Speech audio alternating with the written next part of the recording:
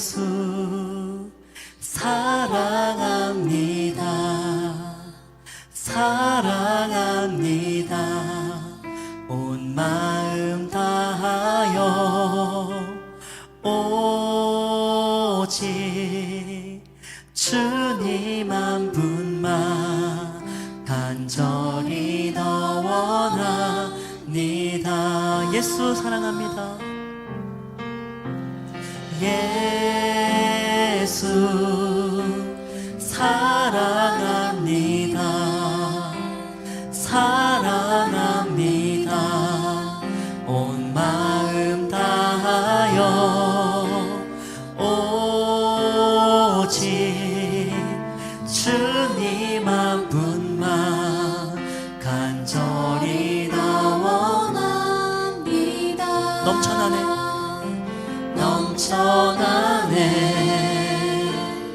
넘쳐나네 주를 향한 내 속에 갈망이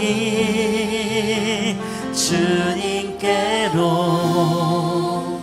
날 이끌어 주소서. 주님을 더 원합니다.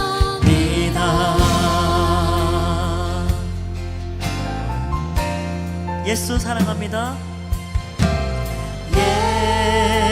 예수 사랑합니다. 사랑합니다. 온 마음 다 오직 주님 한 분만 오직 주님 한 분만 간절히 더 원합니다. 넘쳐나네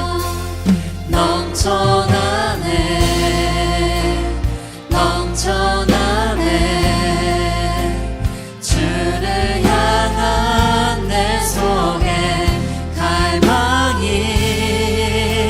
주님께로 날 이끌어 주소서. 주님을 더 원합니다. 넘쳐나네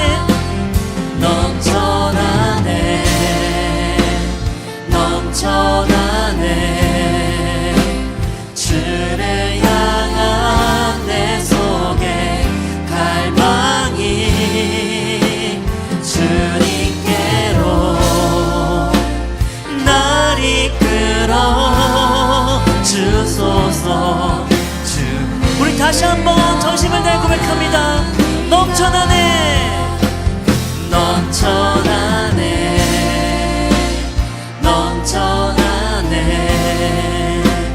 주를 향한 내 속에 갈망이 주님께로 날 이끌어 주소서.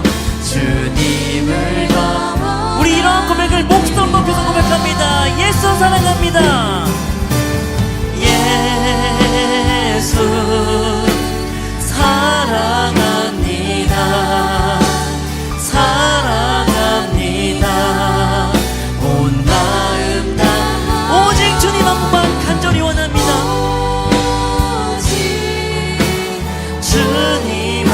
오직 주님만을 원합니다.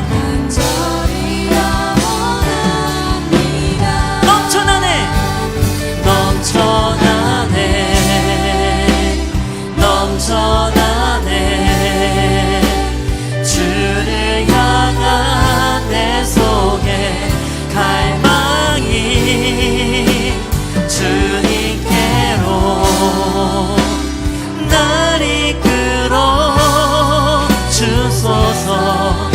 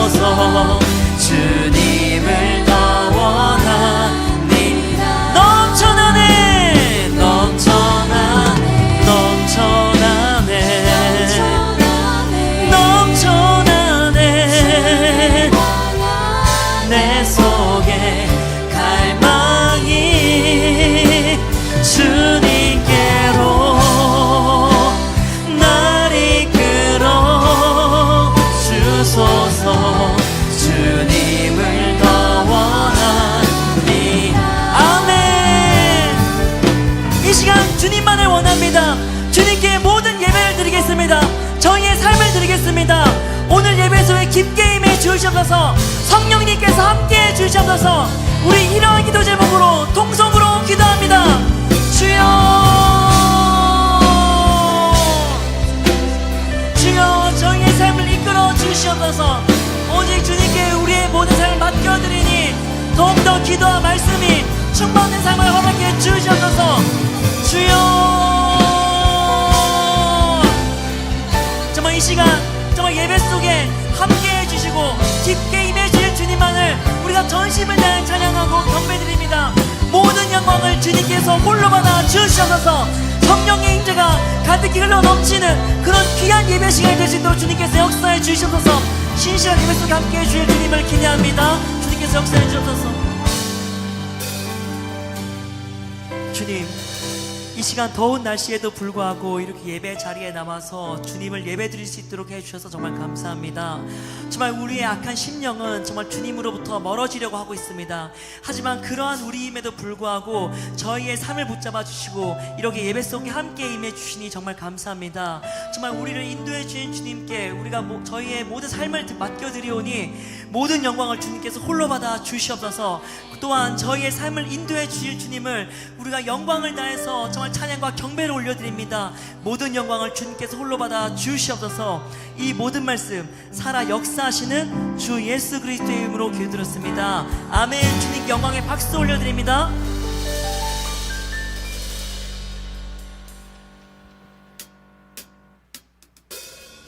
네, 우리 시간부터는 다 같이 자리에서 일어나셔서 정말 우리의 목마른 마음을 정말 생명의 물로 채워주시는 주님께 영광의 찬양 올려드립니다.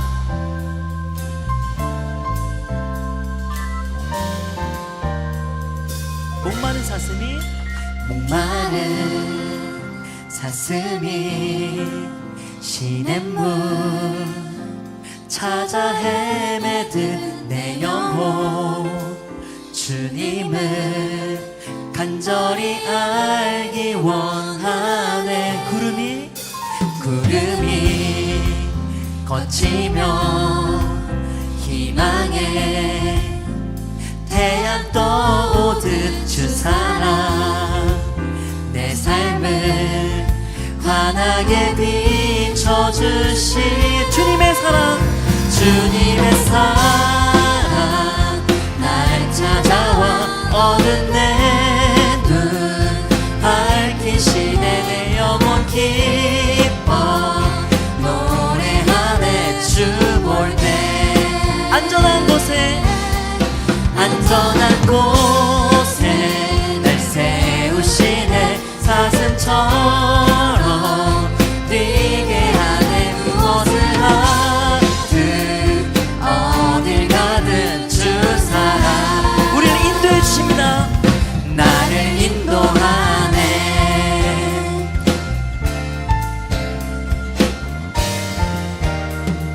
목마른 사슴이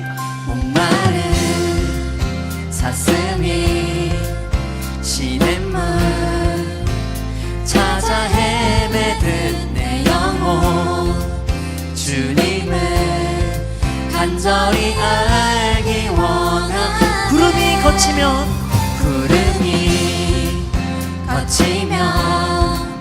희망의 태양 떠오듯 주 사랑 내 삶을 환하게 비춰줄 주님의 사랑이 우리를 찾아옵니다.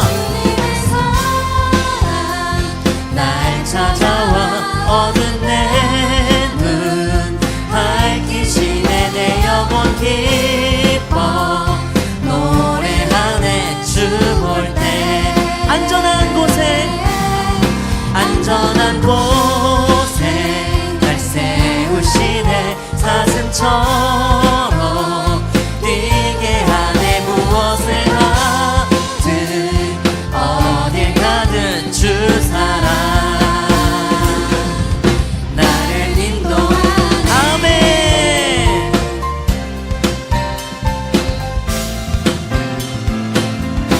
네, 우리 시간 예배 속에 깊게 임해 주실 주님을 전심을 다해 찬양을 원합니다. 할렐루야.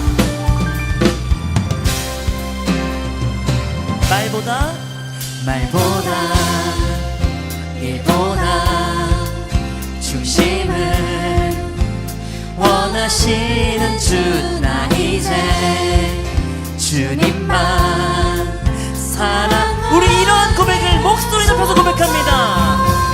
먼 날 주 앞에 서는 날, 주께 말하리 사는 날 동안에 주님만 사랑했다. 세상이 줄 수 없는, 세상이 줄 수 없는 사랑, 내 영 고독지게 하네. 주 곁에 날 이끄소서. 오 주님, 주님 보기를, 주님 보기를, 만져보기를, 주님 품에 안겨보기를. 나 이제 평생 사는 동안 주님만, 주님의 사랑, 주님의 사랑 날 찾아와. 어두운 내 눈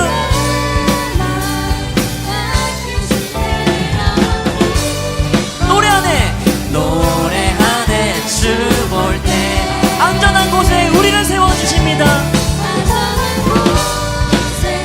날 세우시네. 사슴처럼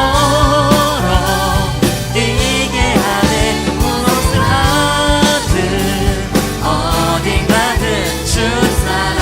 다시 한번 고백합니다. 주님의 사랑, 주님의 사랑 날 찾아와. 어두운 내 눈 밝히시네. 내 영혼 기뻐 노래하네. 주 볼 때 안전한 곳에 우리를 세워주십니다.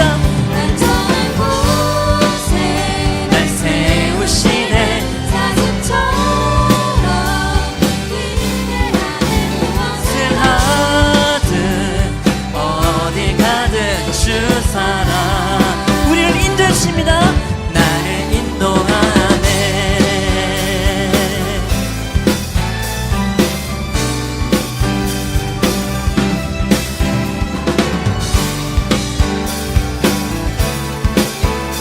내 목마른 우리의 마음을 성령의 샘으로 채워주신 주님께 영광의 박수 올려드립니다. 아멘.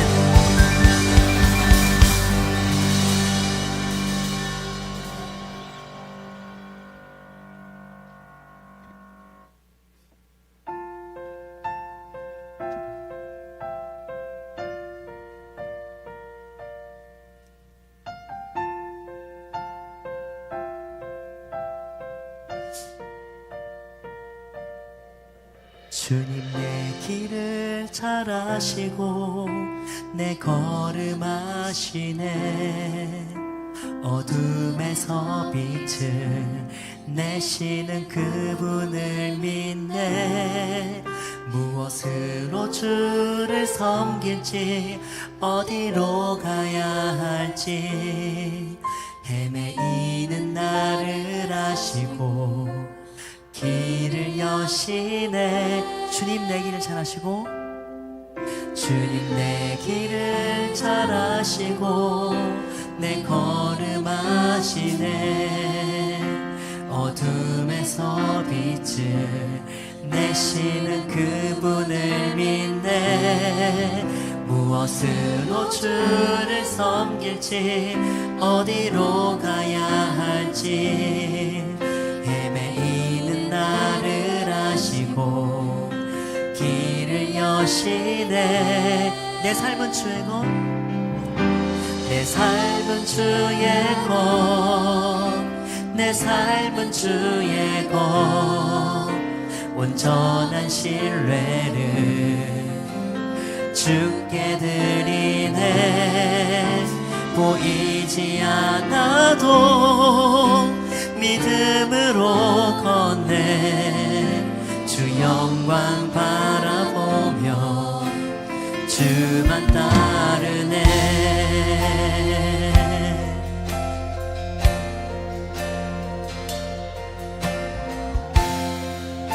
우리 이런 고백을 다시 한번 하겠습니다. 주님 내 길을 잘 아시고 주님 내 길을 잘 아시고 내 걸음 아시네. 어둠에서 빛을 내시는 그분을 믿네. 무엇으로 주를 섬길지 어디로 가야 할지 헤매이는 나를 아시고 길을 여시네. 내 삶은 주의 것, 내 삶은 주의 것, 내 삶은 주의 것. 온전한 신뢰를 주께 드리네. 보이지 않아도 믿음으로 걷네. 주 영광 바라보며 주만 따르네. 내 삶은 주의 것, 내 삶은 주의 것, 내 삶은 주의 것. 온전한 신뢰를 주께 드리네. 보이지 않아도 믿음으로 걷네. 주 영광 바라보며 주만 따르네. 좁은 길을 따르라, 좁은 길을 따르라. 승리의 주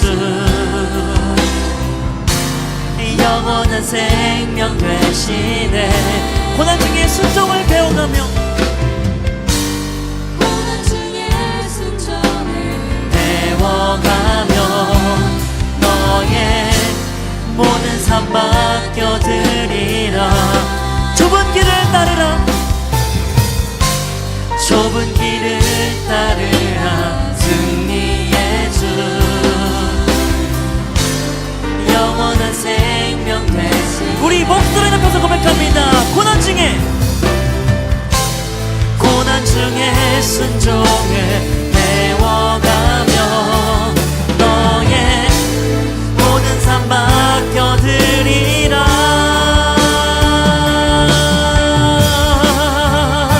내 삶은 주의 것, 내 삶은 주의 것.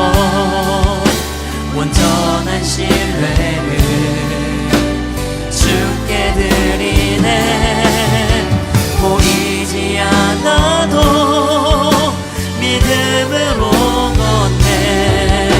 주 영광 바라보며 주만 따르네. 내 삶은 주의 것, 내 삶은 주의 것, 내 삶은 주의 것. 온전한 신뢰를 주께 드리네.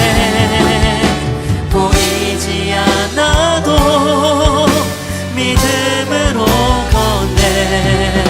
주 영광 바라보며 주만.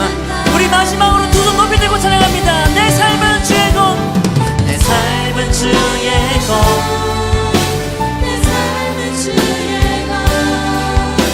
온전한 신뢰를 주께 드리네. 보이지 않아도 믿음으로 걷네. 주 영광 바라보며 주만 따르네. 아멘. 이 시간 저희의 삶은 오직 주 예수 그리스도의 것임을 고백합니다. 정말 이 시간 하는 고백이 정말 이 시간뿐만 아니라 삶에서도 할 수 있도록 역사해 주시옵소서. 오직 성령님 임재가 가득한 예배와 우리의 삶이 될 수 있도록 깊게 임해 주시옵소서. 통성으로 기도합니다. 주여. 할렐루야. 하나님 아버지, 오늘도 이 자리에 나오게 하시고 주님께 예배드리게 하시니 감사합니다. 오늘 이 예배를 통하여 주님을 맞이하는 이 시간이 될 수 있도록 저희와 함께하여 주시옵소서. 이곳 가운데 성령의 임재가 강력하게 일어나게 하시고 우리 마음에 성령 충만케 하셔서 오늘의 말씀이 우리 마음에 심어질 수 있도록 도와주시옵소서. 한 주간 우리가 살아갈 때, 우리가 일어났을 때에도, 우리가 자고 있을 때에도 언제나 우리를 지켜주시고 우리를 보호하시니 감사합니다. 언제나 눈동자같이 우리를 보시고 주의 은혜를 우리에게 부어주시니 감사합니다. 하지만 주님, 우리가 완악하여 주님의 은혜임을 깨닫지 못하고 살아갈 때가 많습니다. 또한 우리도 모르는 습관적인 죄들을 짓기도 하고 마음속으로 짓는 죄들도 부지불식간에 지을 때도 있습니다. 이러한 저희를 긍휼하게 보시고 저희의 죄를 용서하여 주시옵시고 죄악들 가운데 깨끗게 하여 주시옵소서. 언제나 경건함과 주님을 사랑하는 마음으로 죄로부터 벗어나게 하여 주시옵시고 우리의 삶으로 주님께 영광 드리는 시간이 되도록 도와주시옵소서. 이제 행복 모임이 몇 주 남지 않았습니다. 같은 말 같은 마음 같은 뜻으로 우리가 하나 되게 하여 주시옵시고 같은 열매를 맺는 역사가 일어나게 하여 주시옵소서. 각 행복 모임을 인도하는 인도자들에게 지혜와 영혼을 사랑하는 마음을 부어 주시옵시고 건강 또한 지켜주셔서 얼마 남지 않은 행복 모임에 주님께 쓰임받는 축복이 일어나게 하여 주시옵소서. 복음을 듣는 자들도 변화되어 주님을 알아가고 일꾼이 되어 우리 예일교회를 세워가는 일에 같이 동참하도록 하게 하여 주시옵소서. 필리핀에서 선교하고 있는 이상은, 김지연, 정용준 선교사님들을 위해 기도합니다. 주님, 선교사님들의 닿는 발걸음마다 복음이 전해져 필리핀 땅이 주님의 복음으로 가득 차기를 원합니다. 모든 선교사님들이 영적으로나 육적으로나 건강한 모습으로 돌아오게 하시고 필리핀에서의 사역들이 잘 마무리하고 돌아올 수 있도록 도와주시옵소서. 또한 이상은 김지연 선교사가 주님의 부르심을 잊지 않게 하셔서 남은 시간에 언제나 행복하게 사역할 수 있도록 도와주시옵시고 다시 돌아오는 날까지 건강한 모습으로 사역할 수 있도록 도와주시옵소서. 정윤준 선교사를 위해 기도합니다. 주님이 주시는 은혜로 하루하루를 살게 하시고 주님이 원하시는 방향으로 잘 성장하고 깨닫게 하여 주시옵소서. 언어의 은사를 더하시어 복음을 정확하고 주님의 뜻을 잘 전달할 수 있도록 도와주시옵소서. 주님을 사랑하는 마음을 더하시어 끝까지 선교 잘 감당하게 하여 주시옵소서. 하나님께서 우리 교회에 허락하신 비전인 1,500명의 셀리더들과 150명의 선교사들을 파송하는 비전이 있습니다. 주님, 이 비전이 우리 예일교회 전 성도들의 비전이 되게 하시고 이 비전에 합한 자가 되어 같이 비전을 이뤄나갈 수 있도록 도와주시옵소서. 담임 목사님과 같은 뜻을 품어 함께 달려가는 비전의 일꾼들이 더 많이 세워지게 하여 주시옵소서.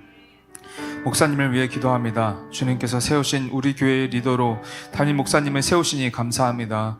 목사님께 지치지 않는 체력을 부어주셔서 어떠한 상황에서도 강건하게 하여 주시옵시고 지력과 영역을 채워주셔서 마귀들의 속임수에도 넘어가지 않고 어느 한 곳에 치우치지 않도록 보호하여 주시옵소서.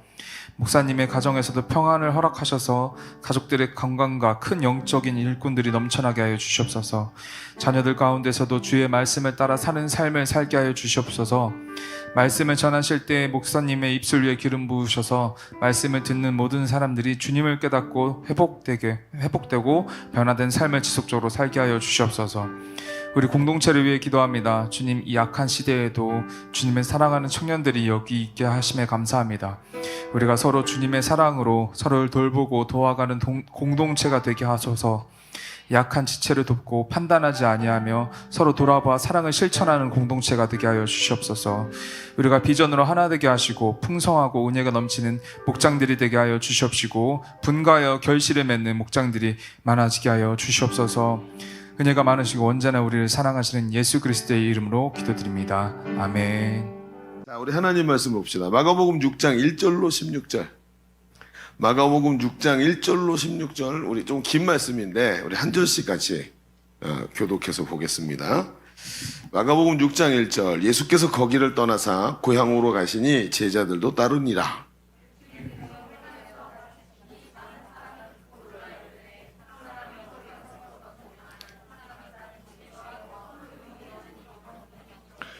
이 사람이 마리아의 아들 목수가 아니냐? 야고보와 요셉과 유다와 시몬의 형제가 아니냐? 그 누이들이 우리와 함께 여기 있지 아니하냐 하고 예수를 배척한지라.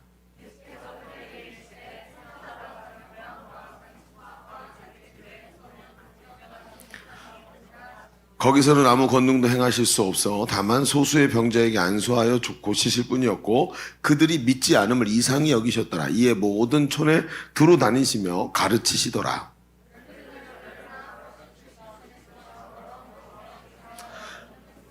명하시되 여행을 위하여 지팡이 이외에는 양식이나 배낭이나 전대 돈이나 아무것도 가지지 말며 또 이르시되 어디서든지 누구의 집에 들어가든 그곳을 떠나기까지 거기 유하라.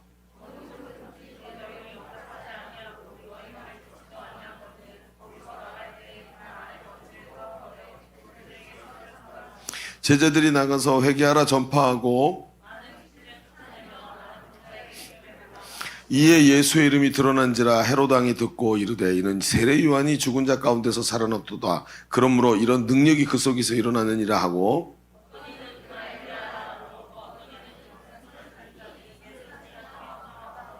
함께 봅니다. 헤롯은 듣고 이르되 내가 목벤 요한 그가 살아났다 하더라.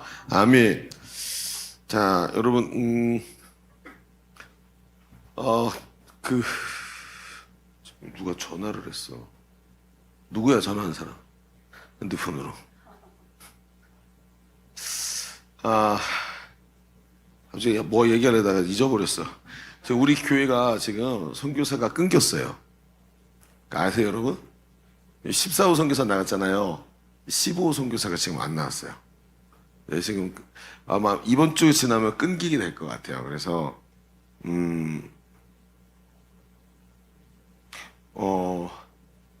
여러분이 좀 기도가 좀 필요합니다.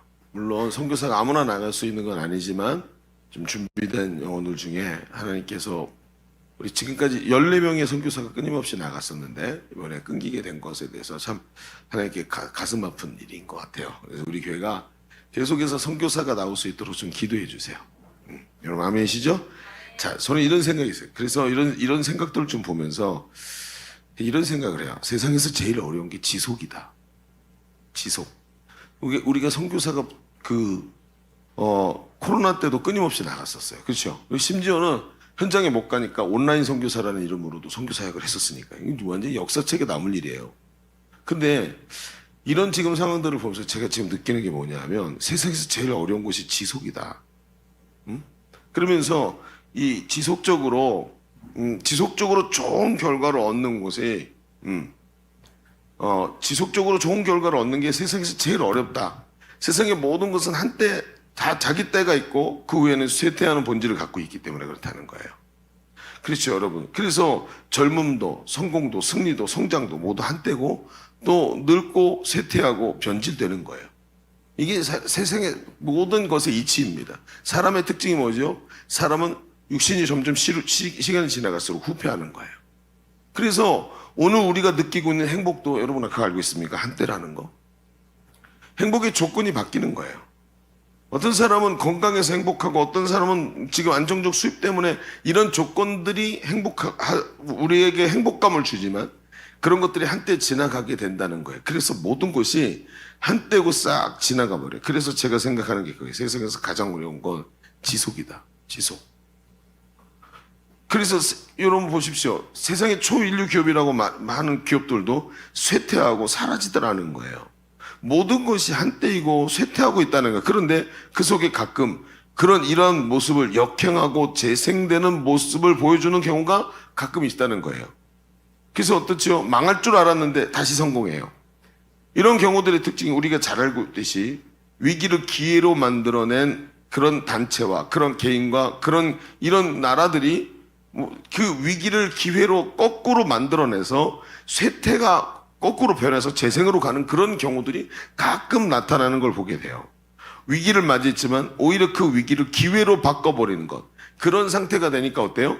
한때인 세상의 모든 것이 다 한때 지나가는 것인데 그 한때 지나가는 삶에서 쇠퇴가 아니라 오히려 끝까지 화려하게 올라갈 수 있는 그런 모습들을 가끔 보게 되는 것 같아요. 오늘 우리가 읽은 성경에 보면 우리가 읽은 말씀에 예수님의 사역의 장면이 나오는데 여러분 아세요? 저는 오늘 이 말씀이 예수님의 사역의 실패 장면이라고 생각을 해요. 예수님의 사역에도 실패가 있었을까요? 그렇죠. 근데 굉장히 실제로 희귀한 장면이에요. 그런데 성경을 가만히 읽어보면 성경은 이런 실패의 모습을 실패라고 말하지 않고 오히려 이 사건으로 예수님의 사역이 마치 개구리가 뛰기 위해서 움츠렸다가 팍 뛰어오르는 것과 같은 그런 전환점을 맞이하는 모습으로 그리고 있다는 거예요. 오늘 우리가 읽은 말씀에. 우리가 잘 아는 말씀이죠. 예수님이 뭐예요? 고향 땅에 가서 그 고향 사람들이 예수님을 배척하는데 그 뒤에는 어떤 일이 벌어지죠? 제자들을 통해서 둘씩 짝지어서 파송하는 모습이 그 뒤에 있단 말이에요. 예수님의 사역에 분명히 위기가 닥쳤는데 예수님은 그 위기를 오히려 기회로 바꿔서 사역이 폭발적으로 확장되고 성장하는 모습을 보여주는 거예요. 여러분, 우리 인생도 마찬가지죠. 오늘 우리의 삶이 항상 쇠퇴의 길이라는 걸 걸을 수밖에 없는 우리의 운명이고 속성이지만, 그런데 또 다른 힘을 얻을 수 있는 방법이 있고 분명히 이 위기를 기회로 만드는 그런 방법이 오늘 예수님을 통해서 우리에게 보여주고 있는 부분이 성경에 다 있더라는 거예요. 그게 저는 이게 보이기 시작했어요. 그래서 여러분과 좀 나누고 싶어요. 여러분, 우리의 인생은 지금이 여러분 그거 아세요? 정점이라는 거.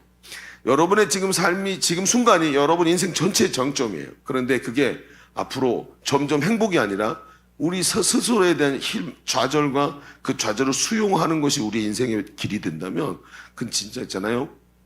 아쉽고 너무나도 가슴 아픈 일이 될 거예요.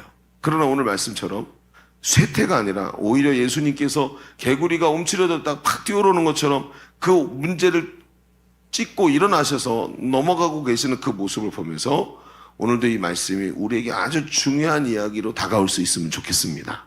그래서 우리의 삶이 앞으로도 쇠퇴가 아니라 이런 쇠퇴하는 환경 속에서도 힘을 내고 오늘도 또 달려가는 그런 삶이 되기를 원하는 거예요. 지금 우리가 선교사도 멈추고 또 가을 사역을 시작해야 되는데 우리 속에 그걸 시작할 수 있는 용기나 힘이 잘 느껴지지 않는다라는 그런 상황 속에서 오늘 말씀은 우리에게 굉장히 도전과 은혜를 주실 줄로 믿습니다.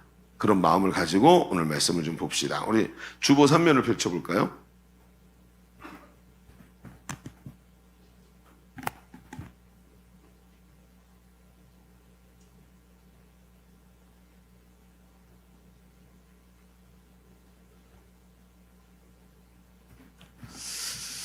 자, 주보 3면을 펼쳐보니까 오늘 말씀의 제목이 뭐예요? 이에 예수의 이름이 드러난지라 라는 제목으로 같이 말씀을 잠깐 봅시다. 자, 우리가 두 가지를 볼 텐데 예수님이 제자들을 통해서 그렇게 일을 하시면서 제자들을 보냈는데 제자들을 통해서 예수님의 사역이 오히려 재생되는 모습을 보여준다는 거예요. 그래서 첫 번째는 이렇게 써봅시다. 예수님이 드러나시기에 사역해야 합니다. 예수님이 드러나시기에 사역해야 된다. 자, 오늘 본문인 이 마가복음 6장은 예수님께서 예수님의 고향의 나사렛에서 아무 능력도 행할 수 없는 그 모습을 경험을 하게 되시는 장면이에요. 자, 5절의 말씀을 볼까요? 자, 5절 읽어봅시다. 시작. 거기서는 아무 권능도 행하실 수 없어 다만 소수의 병자에게 안수하여 고칠 뿐이었고, 이렇게 얘기를 해요. 여러분, 나사렛에서 어떻게 됐다고요? 병자들을 고칠 수 없었다, 이 얘기인 겁니다. 그 이유가 뭐냐면 그들이 예수님을 자신들과 별 다름없는 존재로 여겼다는 거예요. 저거 요셉의 아들 예수 아니야? 그 어렸을 때 우리 집 수박서리 했던 걔 아니야? 걔 이렇게 얘기를 한다는 거죠. 그러면서 예수님의 권세 있는 말씀에 충격을 듣고 예수님의 능력이 나타나는 걸 보면서 그걸 믿음으로 받아들이지 못하고 오히려 비아냥거리면서 예수님을 배척하게 됐다는 것입니다. 그리고 그 얘기가 지금 이제 5절에 나타나고 그 뒤에 연결되는 6절부터 보면 이런 모습이 있어요. 6절. 그들이 믿지 않음을 예수님이 이상히 여기셨대요. 자, 그리고는 어때요? 나사렛 사건 이야기가 딱 끝이 나요. 보세요. 이에 모든 촌에 두루 다니시며 가르치시더라. 그런데 6절까지는 이해가 되는데 7절은 진짜 이상해요. 왜요? 갑자기 12제자를 부르사 둘씩 보내시며 더러운 귀신을 제어하는 권능을 주시고 이렇게 얘기를 하는 거예요. 그러니까 지금 5절, 6절, 7절이 하나도 맞지가 않아. 여러분, 그게 느껴지세요 지금? 이게 왜 이런 모습으로 지금 성경을 써놨을까 하는 생각이 드는 거예요. 자, 이 얘기를 보면서 이런 생각이 드는 거예요. 7절에는 나사렛에서의 반응을 경험한 이 예수님께서 제자들을 불러서 그들에게 권능을 주시고 둘씩 짝지어서 보내셨다는 거예요. 그런데 이 7절의 평행 구절이 사복음서 안에는 똑같은 사건이 여기저기 나오는 게 보이죠. 같은 사건들을 평행 구절이라 그러는데 누가복음 10장에 보면 여기에 평행 구절이 있어요. 거기 뭐라고 써 있냐면 10장 1절에 이렇게 말해요. 보여주세요. 누가복음 10장 1절. 그 후에 주께서 따로 70인을 세우사, 이렇게 얘기를 해요. 여러분, 누가복음에 어떻게 얘기하죠? 그 후에 그러니까 어떤 사건이라는 거예요? 그 후에가 뭐예요? 나사렛 사건 이후에 예수님이 12제자를 보내시게 됐다. 지금 우리가 읽었던 5절, 6절, 7절이 한 통으로 붙어 있다는 얘기인 거예요. 그런데 읽어보면 5절과 6절과 7절이 다 따로따로 떨어진 것 같지만 사실은 왜 떨어진 것 같죠? 너무 뜬금없는 이야기들이 진행되기 때문에 떨어진 것처럼 보이지만 누가복음 10장 1절의 얘기는 이 세 가지가 한 통이라고 얘기를 하고 있는 거예요. 그러면 그 한 통의 얘기가 뭐가 된 인과 그렇죠. 어떤 원인과 결과로 지금 나오고 있다는 거예요. 그러면 보십시다. 예수님이 뭘 경험하셨죠? 나사렛에서 예수님을 배척하는 걸 경험하고 그 이유 때문에 70인을 따로 세우셔서 둘씩 짝지어 보내시게 된 거예요. 자, 이게 두 개가 붙어 있는 거예요. 그러면 가만히 봅시다. 예수님은 이 상황 속에서 영적인 현상을 보셨어요.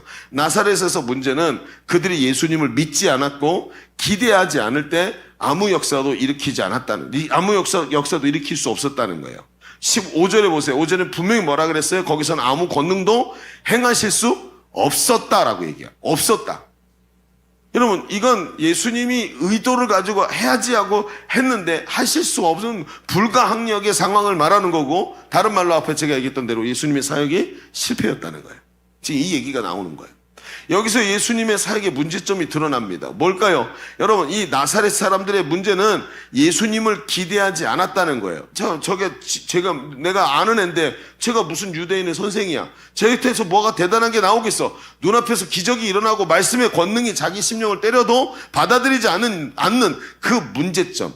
즉 사람들이 기대하지 않았던 게 능력이 나타나지 않았던 이유라는 거예요. 성경은 이 부분을 더 심도 있게 말을 합니다. 예수님, 세례 요한에 대해서 이야기를 하시는데, 세례 요한은 예수님보다 앞서 먼저 예수님의 길을 예비하는 역할을 했어요. 그가 요한복음 1장 27절에 외칩니다. 곧 내 뒤에 오시는 그이라 나는 그의 신발끈을 풀기에도 감당하지 못하겠노라 라고 얘기했습니다. 여러분, 사람들은 세례 요한의 삶과 메시지를 보면서 저가 대단한 사람이에요. 보통 유대인의 선생들은 자기 잘난 맛에 살았고 자기 학식을 자랑했지만 세례 요한은 메뚜기와 석청을 먹고 광야에서 살면서 하나님의 메시지를 전해주는데 그의 메시지는 살아있었어요. 수많은 사람들이 세례 요한에게 와서 세례를 받고 인생이 변화되고 회개한다고 얘기를 했습니다. 그런데 이 세례 요한이, 그런 집중을 받던 세례 요한이 말을 해요. 얘들아, 왜 나를 집중하냐?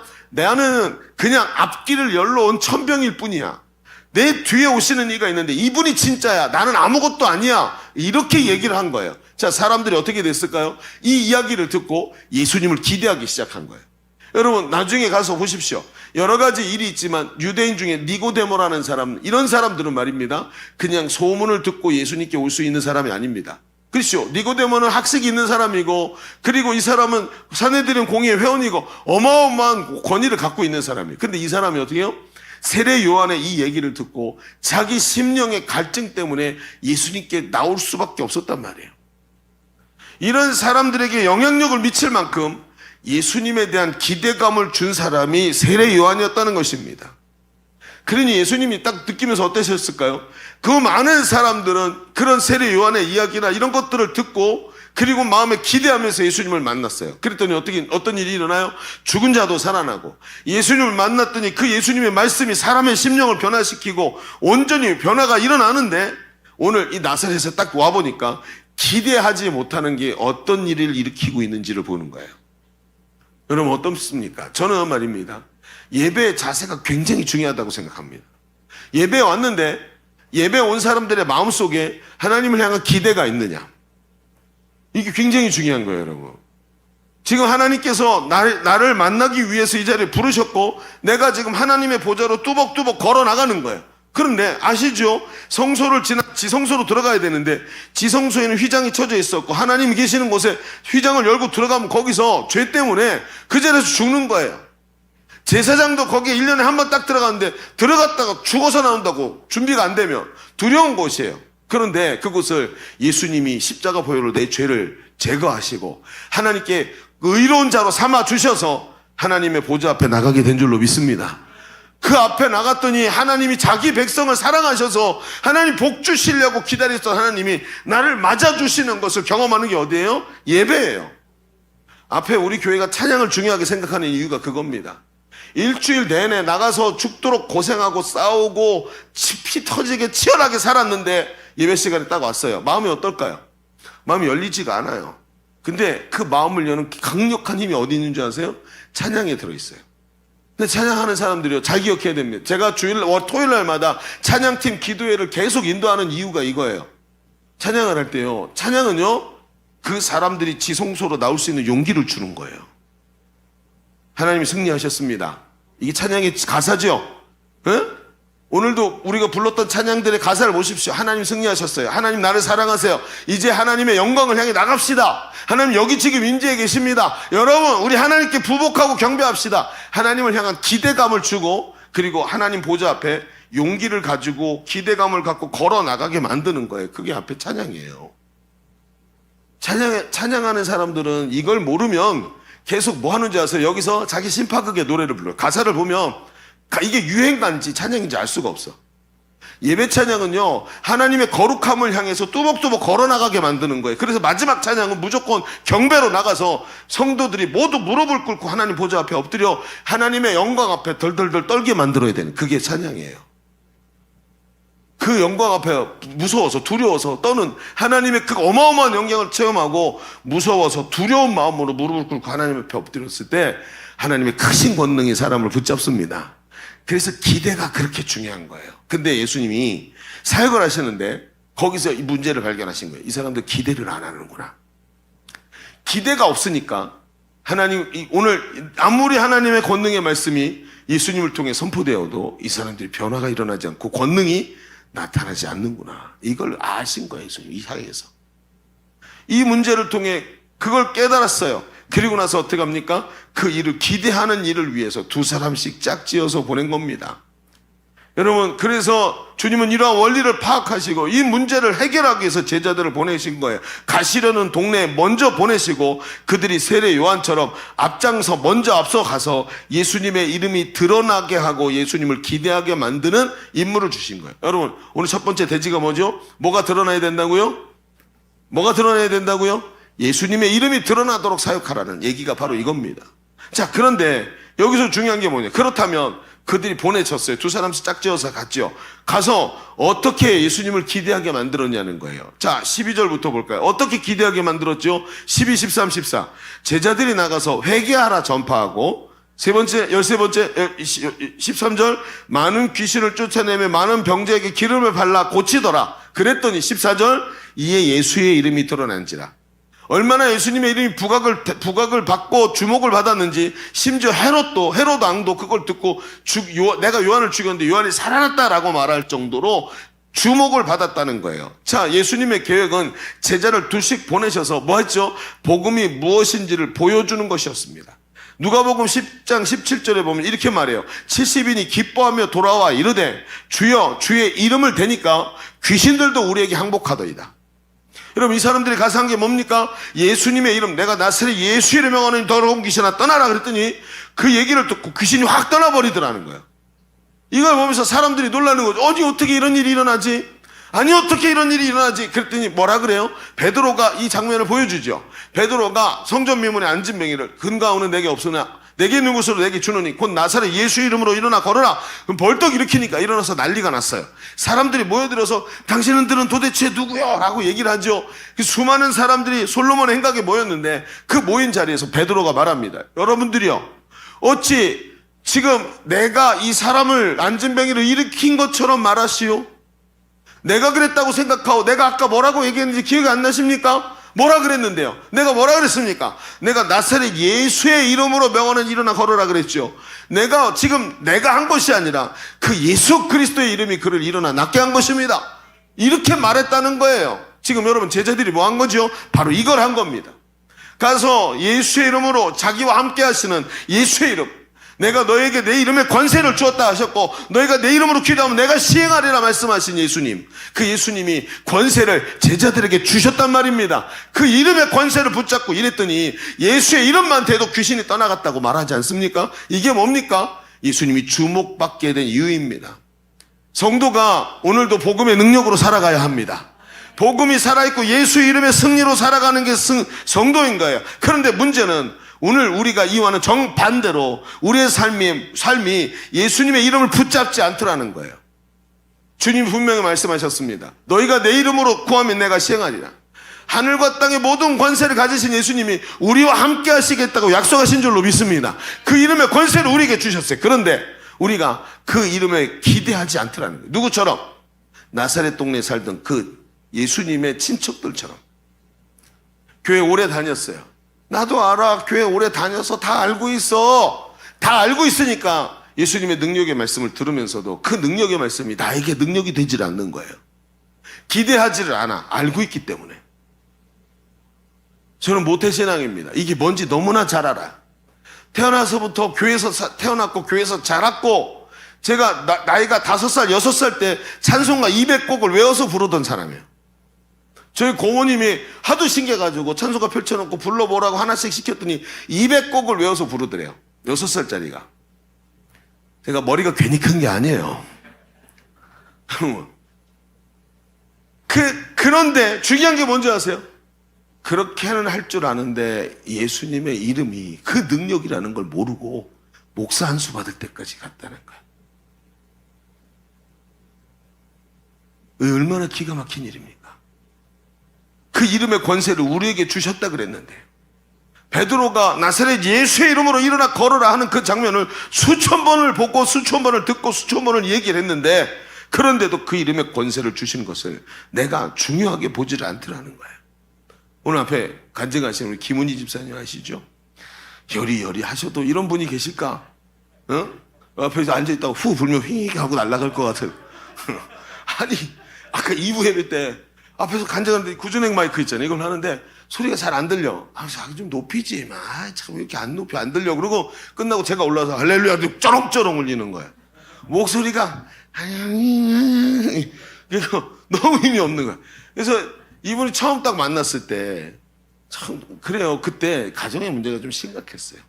가족들끼리 남편을 이해를 못하고 결혼하고 나서 이 신혼의 문제가 길게 가고 있었어요. 근데 예수 믿고 변화된 거예요. 근데 이분이 딱 왔어요. 하고 훈련 받고 있다가 어느 날 주일날 예배에 딱 오셨는데 제가 설교를 마치고 이제 올라가서 식사를 하려고 그러는데 그 셀리더인 박현석 권사님 저 딱 붙잡는 거예요. 목사님 저 큰일 났어요. 왜요? 그랬더니 잠깐만 내려오세요. 그랬더니 준이층으로 저를 데리고 내려오는 거예요. 갔더니 김은희 집사님이 아침에 교회 오려고 신발을 신다가 허리를 삐끗해가지고 이거 허리를 펴지 못하고 이러고 다니는 거예요. 할머니가 된 거예요. 아직 첫째 아이가 아직도 아주 어릴 때 그러니까 30대 초반인 거죠. 허리가 아파갖고 꼼짝을 못하고 이러고 교회 못 가겠다가 싶었는데 셀리더가 전화를 해가지고 오라고 그러니까 옆에 난간 붙잡고 기어서 온 거예요. 왔는데 예배를 끝났는데 이게 허리가 펴지지 않으니까 여기 의자에 앉아가지고 이렇게 앉아갖고 기다리는 거예요. 저보고 그러는 거예요. 목사님 치유기도 좀 해주세요. 아니 치유기도가 무슨 동네 개 이름이야. 갑자기 치유기도 해달라고 그러고 지금 배고파고 밥 먹어야 되는데 주겠네 지금. 그러면서 그걸 끌고 내려온 거예요. 그래서 알겠다고. 그래 앉아가지고 그리고 기도를 한 거죠. 딱 그래갖고 손을 머리에 딱 얹고 내가 나사렛 예수 이름으로 하노니 허리의 통증은 사라져라. 보통 한 10번쯤 외치는데 제가 요나였어요. 3번 외치고 끝냈어. 한 3번쯤 예수 이름으로 하노니 허리 통증 사라져. 한 10번쯤 하는데 한 3번 하고 끝냈어. 야, 이렇게 축복합니다. 그리고 끝나고 빨리 올라가서 다음 이제 우리 젊은 예배 준비해야 되니까 올라간 거예요. 좀 미안한 생각도 좀 들더라고요. 그래서 하라 하시니까 했죠 뭐. 그리고 집에 와서 한 이틀쯤 있다가 연락이 왔어요. 뭐라고 연락이 왔냐면 셀리더가 저한테 목사님이 신기한 일이 벌어졌어요. 왜요? 그랬더니 김은희 집사님이 그러고 나서 집에 갔대요. 집에 딱 갔는데 집에 가서 한 2시쯤 자기가 예배 마치고 돌아왔는데 한 2시쯤 설거지를 하고 있더래요. 설거지를 하고 쌀통을 들어갖고 이렇게 옮겼고 그리고 설거지를 했고 빨래를 들어갖고 빨래 다 부어가지고 빨래를 막 하고 있더래요. 그러다 깜짝 놀랐대요. 허리가 안 아프네? 그 자리에서 나버린 거예요. 그 자리에서 집에 가면서. 기가 막히죠? 여러분, 그러면서 이분이 그러는 거예요. 오늘도 여러분 보세요. 앞에 간증에 나온 거 기억나십니까? 하나님이 여러 가지로 치유의 응답을 보여주시고 하면서 자기 믿음 없던 자기를 믿음으로 끌어주셨다는 거예요. 여러분, 예수의 이름의 권세를 보면서 자기 눈이 열렸다는 거예요. 근데 여러분 어떠십니까? 예수의 이름을 그냥 선포만 했고 저는 귀찮고 배고파가지고 그냥 10번 외치던 거 3번만 딱 외쳤는데도 역사가 일어났단 말이죠. 근데 여러분 우리는 그 이름을 어떻게 하고 있습니까?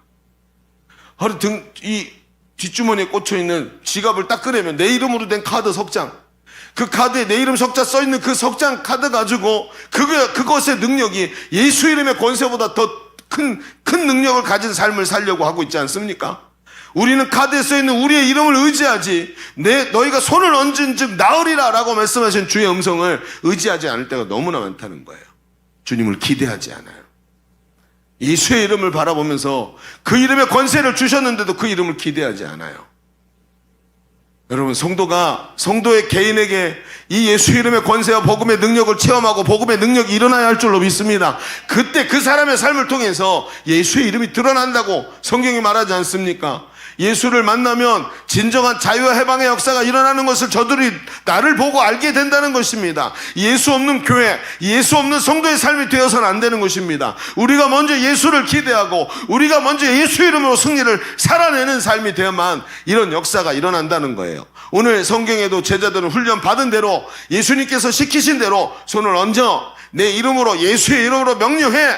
그래서 예수를 명하노니 통증은 사라져라 그랬더니 거기 귀신이 떠나가고 역사가 일어난 줄로 믿습니다. 오늘 우리가 해야 될 일이 무엇입니까? 그 이름의 권세를 회복하는 것입니다. 여러분, 그 이름을 사용합니까? 하루에 3번 씁니까? 언제요? 아침 먹을 때, 점심 먹을 때, 저녁 먹을 때. 기도하면서 예수님의 이름으로 기도합니다라고 끝내지 않습니까? 그런데 그 기도를 보십시오. 오늘도 밥 주셔서 감사합니다. 예수 이름을 그런 데 쓰는 겁니까? 여러분, 그저 예수의 이름이 그런 데 쓰는 겁니까? 아니요. 오늘도 우리의 인생의 문제를 해결하시고 죄의 문제를 깨뜨리시고 우리를 사망에서 생명으로 옮기신 분이 예수님인 줄로 믿습니다. 그 예수의 이름을 붙잡고 살아가는 자가 오늘도 그 삶에서 하나님의 예수의 이름이 드러나는 삶이 일어나는 것입니다. 그러니까 어때요? 주변 사람들이 보고 놀라는 거예요. 우리 교회 집사님 한 김용희 집사님 와이프 김미정 집사님 주여 할렐루야. 예수 믿고 구원받았는데 그 사람의 변화를 누가 봤어요? 친정엄마, 친정의 언니, 친정의 동생, 이런 사람들이 보고 이분의 집사님의 이 변화를 보고는 그 가정 전체가 예수 믿지 않습니까? 놀라운 일들이 일어나는 거예요. 여러분, 예수의 이름이 드러나게 살아가기를 주의 이름으로 축원합니다. 그러니 헤롯도 그것을 보고 놀라고 그 삶에 예수가 드러나면서 예수님이 말씀이 주목을 받기 시작하는 거예요. 자, 우리 첫 번째 얘기 좀 정리해 봅시다. 우리 지금까지 왜 예수님이 제자들을 둘씩 짝지어서 보내셔야만 했는지 이유를 좀 보았습니다. 예수님은 복음을 전하러 오셨는데 사람들이 예수님의 이름을 기대하지 않고 있는 것이 얼마나 큰 장애가 되는지를 아셨고, 그것으로 인해서 제자들을 보내서 제자들에게서부터 그리스도의 이름이 드러나게 하셨고 사람들이 예수 그리스도를 기다리고 기대하게 만드셨습니다.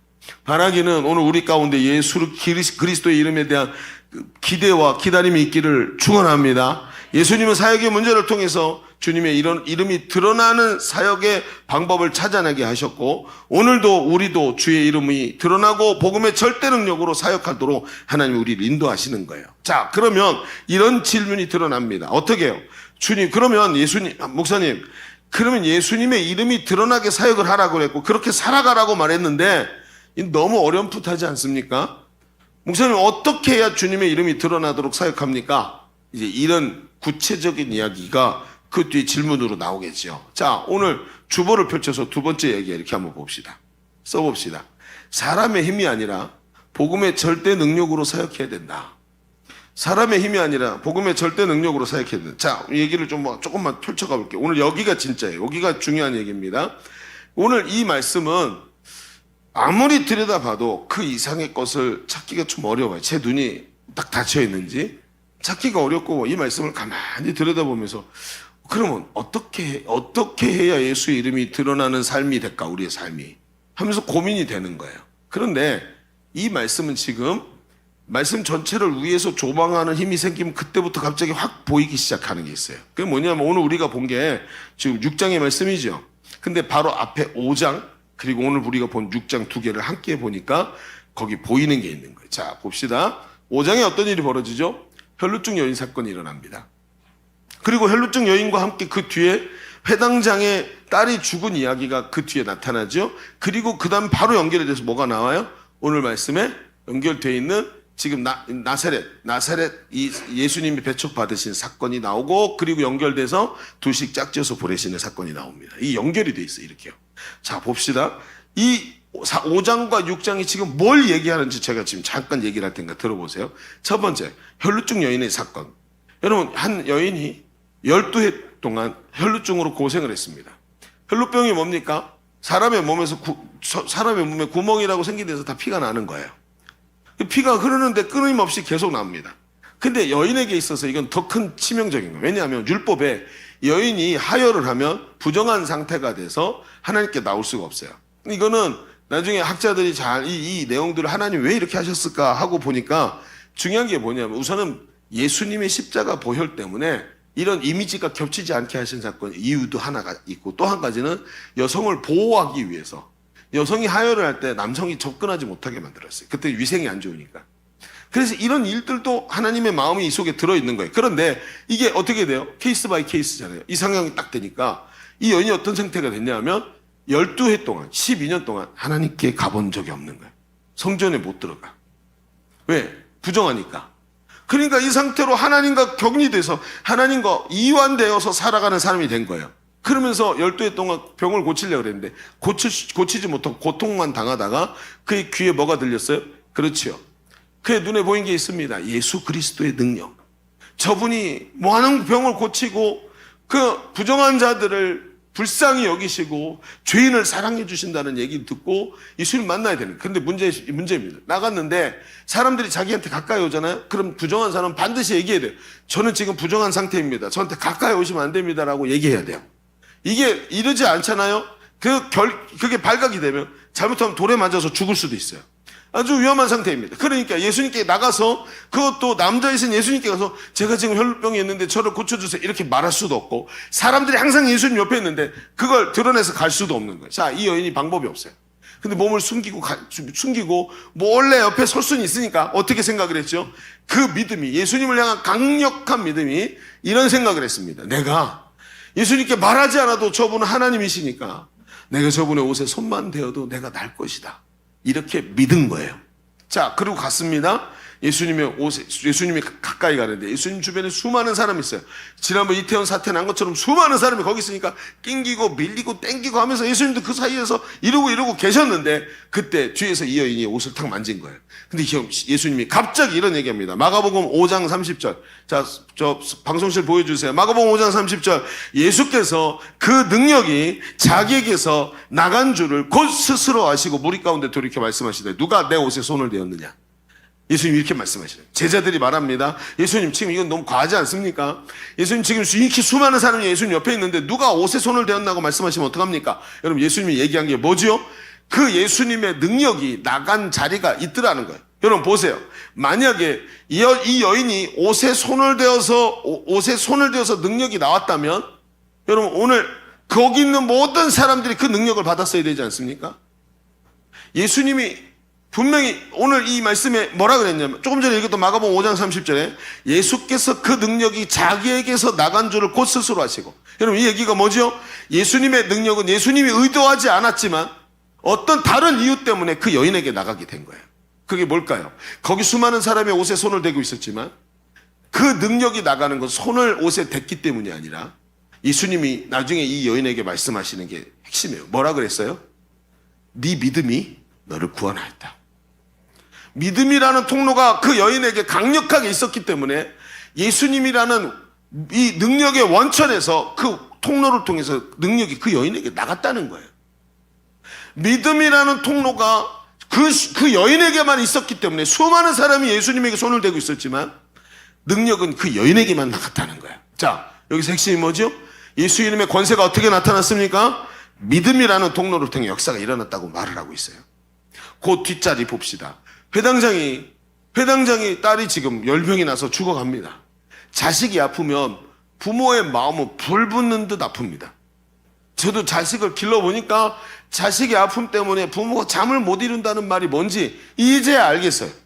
너무 고통스럽고 자식이 그렇게 병 걸려 죽는다면 차라리 내가 대신 죽었으면 좋겠다라는 생각이 들 정도예요. 그 정도로 자식의 문제는 쉬운 게 아닙니다. 부모의 마음은 하나님이 그렇게 만들어놨어요. 그러니 딸이 아파서 막 열이 올라고 펄펄 끓어서 40도 넘어가고 아이가 헛소리를 하고 사경을 헤매면서 그게 하루 이틀 넘어가는데 이러다 죽는 거 다 알아요. 자, 사람들이 막 그러다가 어떤 약도 듣지 않는데 소문이 딱 들립니다. 귀에. 뭐라고요? 예수님이 이쪽으로 오고 계신다. 예수님 오고 계시는구나. 그러면서 사람들하고 같이 얘기합니다. 예수님은 능력이 많으셔서 고쳐주신단다. 해당장이 예수님께 뛰어갑니다. 가서 예수님한테 얘기합니다. 지금 제 딸이 지금 당장이라도 죽게 생겼으니 저희 집에 오셔서 제 딸을 좀 고쳐주십시오. 말을 합니다. 예수님께서 그래 가자. 그러다 가면서 이제 혈루증 여인 사건이 일어나죠. 잠깐 지체했다가 다시 출발해서 가는데 저 앞에서 누군가가 헐레벌떡 뛰어옵니다. 제가 누굴까요? 어디서부터 오는데 표정이 좋지 않아요. 그래서 막 뛰어오더니 아니나 다를까 이 회당장 앞에 딱 서더니 얘기를 합니다. 회당장님, 예수님을 더 이상 괴롭게 하지 마십시오. 이제 오실 필요가 없습니다. 왜? 딸이 조금 전에 죽었습니다. 아무리 노력해도 이젠 끝났습니다. 예수님도 어쩔 수 없습니다. 라고 이야기하는 거예요. 여러분 이때 회당장의 마음이 어떨까요? 혹시 여러분 경험해 보셨습니까? 주변에서 아주 사랑하던 분이 생명을 잃고 당신보다 먼저 떠났다는 소식을 들을 때 그 소리 들어봤습니까? 한 번이라도? 제가 한번 들어보니까요, 서 있다가 다리에 힘이 척 풀리고 확 주저앉겠더라고요. 다시는 그분을 볼 수 없게 됐다는 것 때문에 그 상실감이 말로 표현을 못해요. 자, 회당장이 그 소리를 딱 듣는 순간 무릎에 힘이 쫙 풀리고 팍 주저앉으려고 하지 않겠습니까? 절망감 때문에 확 넘어지지 않겠습니까? 근데 저는 이 장면을 볼 때마다 이런 생각이 들어요. 예수님이 저 앞에 사람이 뛰어오는데 벌써 아셨어. 그렇죠? 아시죠? 그런데 앞에서 딱 얘기를 하는데 예수님이 마가복음 5장 36절에 이렇게 말해요. 마가복음 5장 36절에 이렇게 말해요. 예수께서 그 하는 말을 곁에서 바로 옆에서 듣고 계시다가 회당장에게 이르시되 뭐라 그랬어요? 두려워하지 말고 믿기만 하라. 저는 이런 생각이 들어요. 또 회당장이 그 소리를 듣고 다리 힘이 확 풀리려고 그랬대. 예수님이 그의 손을 꽉 붙잡으셨을 거예요. 전 그렇게 믿겨지더라고요. 딱 붙잡으시더니 두려워하지 말고 믿기만 하라. 자, 이 말은 무슨 뜻입니까? 저는 이 아버지의 마음을 생각해 봅니다. 딸이 죽었다는 게 거짓말이었으면 좋겠다라고 생각이 드는데 그때 예수님이 그의 손을 꽉 붙잡아 드시더니 두려워하지 말고 믿기만 하라. 절망하지 말아라. 믿음이면 된다. 여러분, 이 말에 이 회당장은 아마 예수님의 말씀이 사실이라고 100% 믿었을 것입니다. 아니어도 믿고 싶으니까. 그리고는요, 집으로 들어갑니다. 집에 갔는데 벌써 아이의 숨이 끊어지고, 여러분 죽은 사람 만져본 적 있습니까? 조금 전에 죽은 사람 만지면 아직도 몸이 따뜻합니다. 근데 점점 시간이 갈수록 몸이 점점 식어가는 게 느껴져요. 이렇게 사랑하는 사람이 죽었으니까 만지고 있으면 이 사랑하는 사람이 죽었다는 걸 느껴요.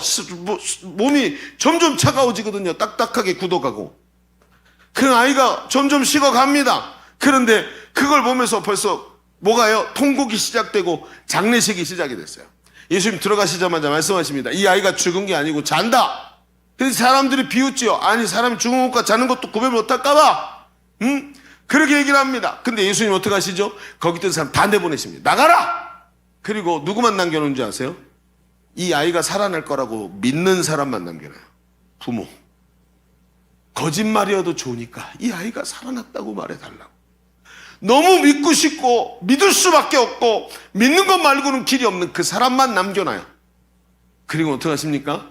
그 믿음이 가득한 그곳에서 예수님이 그 기대감이 있고 예수님만 마지막 소망인 그 자리에서 예수님이 그 죽은 아이를 살리십니다. 그게 그렇게 중요한 거예요. 왜? 그 안에 핵심 내용이 무엇입니까? 믿음입니다. 믿음. 여러분, 이 혈루증 여인과 야이로 이 두 사건의 공통점이 무엇입니까? 하나님을 절대 의지하는 믿음. 이것이 뭐예요? 이것이 예수님의 권세와 능력이 나타나는 길이었다는 거예요. 어떻게 예수의 이름이 드러나냐고요? 어떻게 복음의 절대 능력으로 살아가느냐고요? 여러분, 사람의 힘이나 능력으로 하는 것이 아니라 믿음이 능력이 되어서 그 믿음의 역사가 일어나는 것, 그게 바로 오늘 우리의 성도의 삶이고 그게 우리 가을 사역을 시작하는 사역자들의 능력이라는 거예요. 그게 예수 이름의 권세인 것입니다. 우리가 하고 있는 게 무엇입니까? 우리가 자꾸 놓치는 게 뭐예요? 우리 안에 믿음이 없다는 거예요. 예수의 이름을, 그래, 복음도 알고, 그렇죠, 교회도 알고, 행복모임도 어떻게 하는지 알고, 다 예수님도 알아요. 그런데 믿음이라는 게 우리 안에 없더라는 거예요. 성경이 말합니다. 주님은 양식이나 배낭이나 전대나 두보로 또 가져가지 말래요. 왜? 그거 의지하면 네 하나님 의지하지 않고 세상 의지하고 돈 의지하면서 믿음으로 예수님만 붙잡지 않으니까. 복음이 있는 사람은 복음으로 사는 줄로 믿습니다. 복음 때문에 사는 거예요. 능력은 주님께로부터 나오는 것입니다. 그래서 끝까지 주님을 붙잡는 자, 그 믿음으로 주님 앞에 나가는 자가 그 권세로 일하는 사람이 되는 거예요. 여러분 그렇습니다. 예수님은 저들에게 예수 이름의 권세를 주셨습니다. 그 예수님이 바로 이 하나님 나라의 핵심이고 그 능력의 핵심이라는 거예요. 요한복음 14장 13절에 이렇게 말해요. 너희가 내 이름으로 무엇을 구하든지 내가 시행하리니 이는 내 아버지로 하여금 아들로 말미암아 영광을 받으시게 하려 합니다. 내 이름으로 무엇이든지 내게 구하면 내가 행하리라. 베드로는 이걸 꽉 붙잡았습니다. 그리고 성전 미문에서 안진뱅이가 자기를 쳐다볼 때 이렇게 말합니다. 네가 지금 바라보면서 원하는 은과 금은 내게 없지만 내가 가진, 내게 있는 것으로. 여러분, 주머니에 뭐가 들었어요? 아무것도 없어요.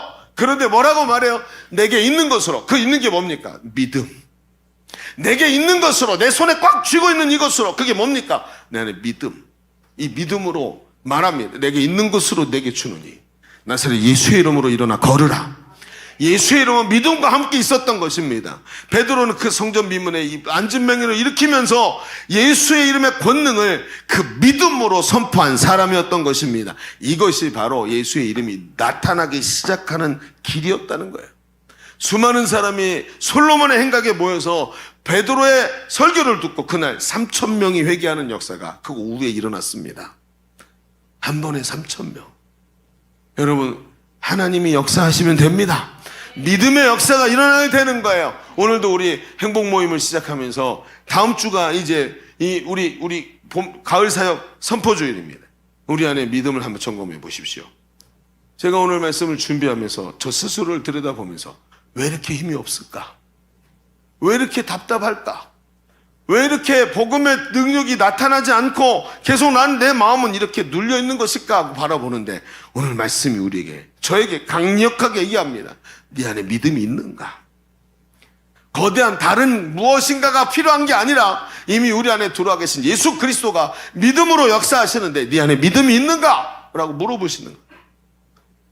여러분, 오늘 우리의 문제가 무엇입니까? 왜 주님을 기대하지 않습니까? 믿음이 없으면 주님을 기대할 수가 없는 거예요. 그 믿음이 살아나기 시작할 때 그것이 성도의 능력이 되는 것입니다. 예전에 이런 일이 있었어요. 한 행복 모임에 제 아내가 하던 행복 모임이었어요. 그때 애기 엄마들이 굉장히 많이 왔습니다. 근데 많이 왔는데 어떤 애기 엄마가 저희 집 아파트 옆에 집에 살던 애기 엄마였어요. 애기 엄마가 초청이 돼서 왔어요. 앉았는데 이야기를 나누다가 저 행복 모임에서 복음을 전하고 마지막에 치유기도를 했어요. 치유기도를 매번 하는 거예요. 그럼 매번 나타나기도 하지만 안 나타나는 날도 많이 있어요. 근데 중요한 게 뭔지 아세요? 행복 모임을 하면 무조건 치유기도를 하십시오. 하지 않으니까 역사가 안 나타나는 거예요. 그런데 그때 제 아내는 훈련을 받고 나서 하나님이 가르쳐 주신 대로 분명히 하겠다라고 원칙적으로 해놓고 계속해서 행복 모임에서 치유기도 하는 거예요.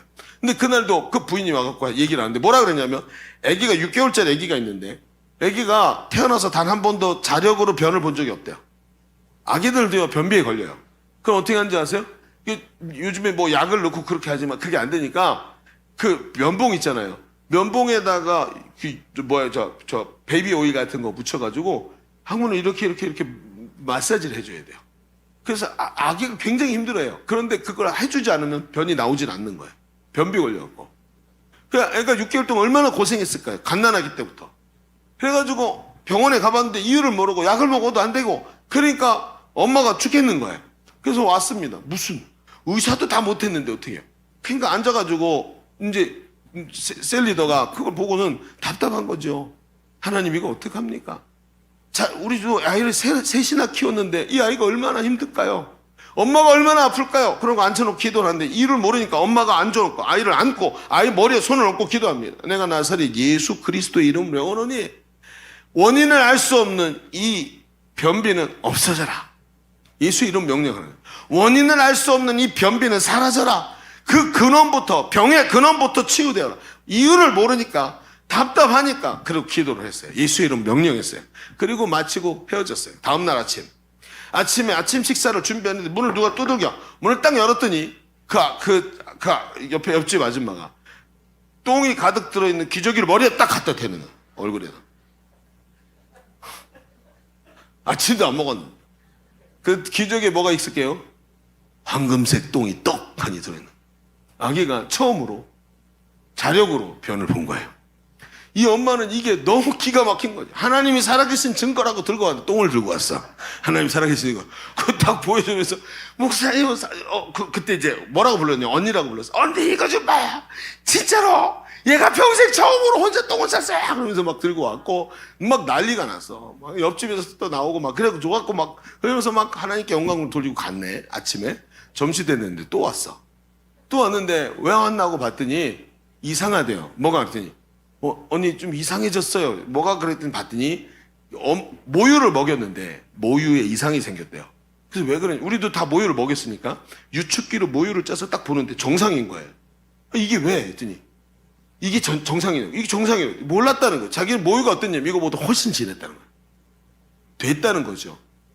그걸 먹으니까 아이가 어떻게 된 거예요? 아이가 된 모유, 진한 모유를 먹으니까 아이가 변비에 걸렸던 거예요.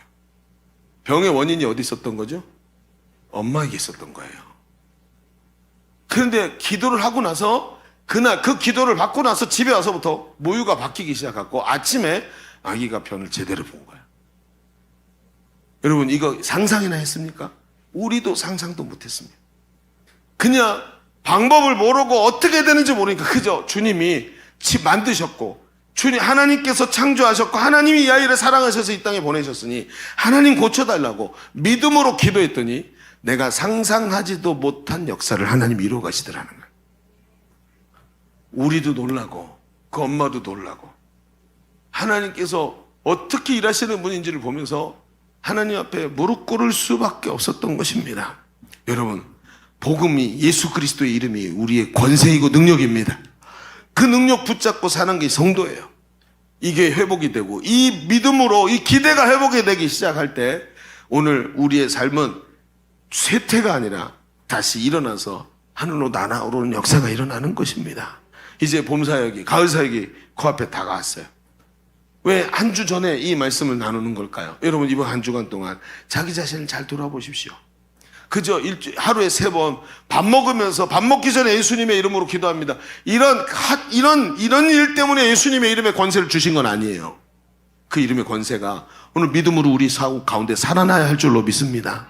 예수님이 살아계셔야 되는 거. 그분이 능력이 되어서 너희가 내 안에 있으면 이 사람은 과실을 많이 맺나니 너희가 나를 떠나서는 아무것도 할 수 없느니라 말씀하신 그 이유를 깨닫고 오늘도 믿음으로 하나님 앞에 서서 능력을 회복하는 예수 이름의 권세를 회복하는 우리 젊은이들 되기를 주 예수 이름으로 축원합니다. 기도하겠습니다. 오늘 말씀의 은혜를 붙잡고 우리 하나님 앞에 같이 주님 한번 외치고 통성으로 기도합니다.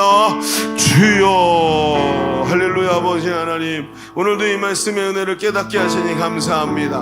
오늘 우리가 주님을 기대하지 못했던 것을 주님 앞에 회개합니다.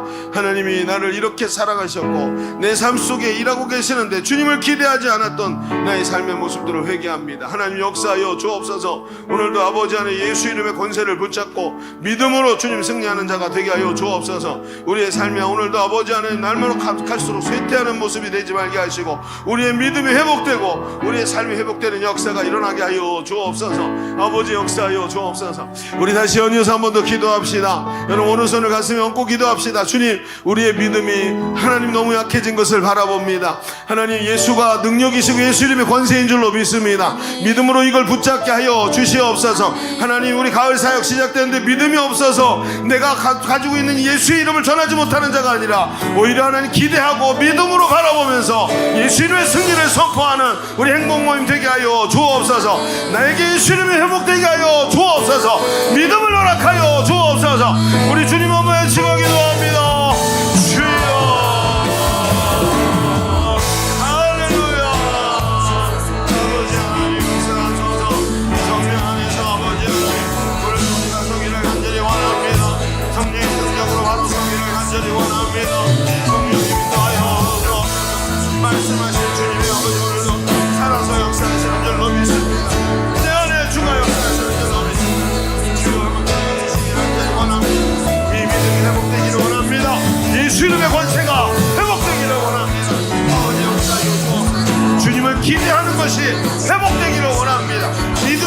기대하라. 믿음으로 기대하며 하나님 앞에 나가는 역사가 일어나게 하여 주옵소서. 하나님 역사하소서. 아버지 하나님 말씀이 강력한 힘이 되기를 간절히 원합니다. 깨어나서 듣게 하시고 보게 하시고 알게 하여 주옵소서. 주께 영광 되기를 간절히 원합니다. 오늘도 아버지 우리 가운데 역사하시는 분이 우리 주님이신 줄로 믿습니다. 그 이름의 권세를 붙잡게 하여 주시옵시고 주님을 믿음으로 기대하여 그 이름의 권세로 승리하는 우리 젊은이들의 삶과 사역이 되게 하여 주옵소서. 예수님의 이름으로 기도합니다. 아멘. 우리 하나님께 영광의 박수를 올려드립니다.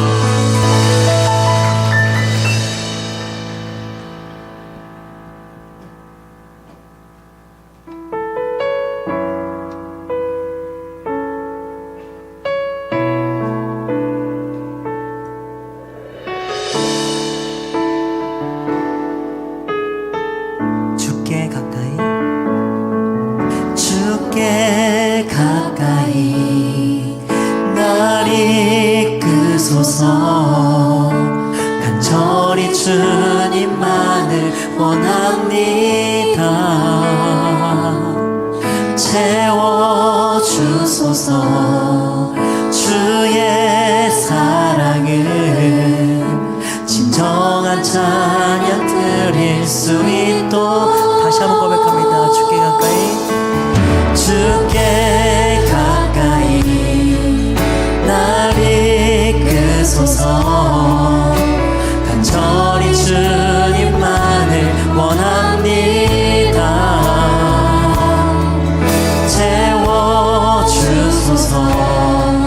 주의 사랑을 진정한 찬양 드릴 수 있도록 목마른 나의 영혼 목마른 나의 영혼 주를 부르니 나의 맘 바쳐 주소서. 주님만을 원합니다. 더 원합니다. 나의 맘만 쳐주소서.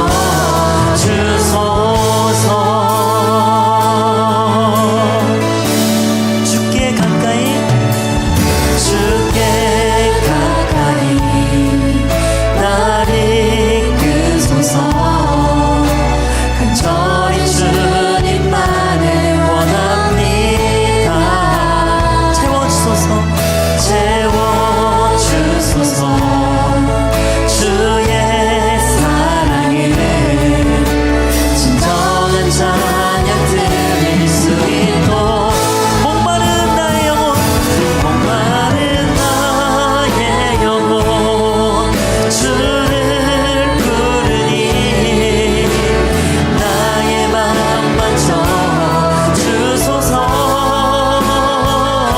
주님만을 원합니다. 더 원합니다. 나의 맘만 쳐주소서. 목마른 나의 영혼 목마른 나의 영혼 주를 부르니 나의 맘만 쳐주소서. 주님만을 원합니다. 더 원합니다. 나의 맘만 쳐 다시 한번 고백합니다. 목마른 나의 영혼 목마른 나의 영혼 주를 부르니 나의 맘만 쳐주소서. 주님만을 원합니다. 더 원합니다. 나의 맘만 쳐주소서. 주님만을 원합니다. 주님만을 원합니다. 더 원합니다. 나의 맘만 쳐주소서. 아멘. 주님께 영광의 박수 올려드립니다. 아멘. 자, 오늘 드려진 예물을 위해서 함께 기도하겠습니다. 하나님 감사합니다.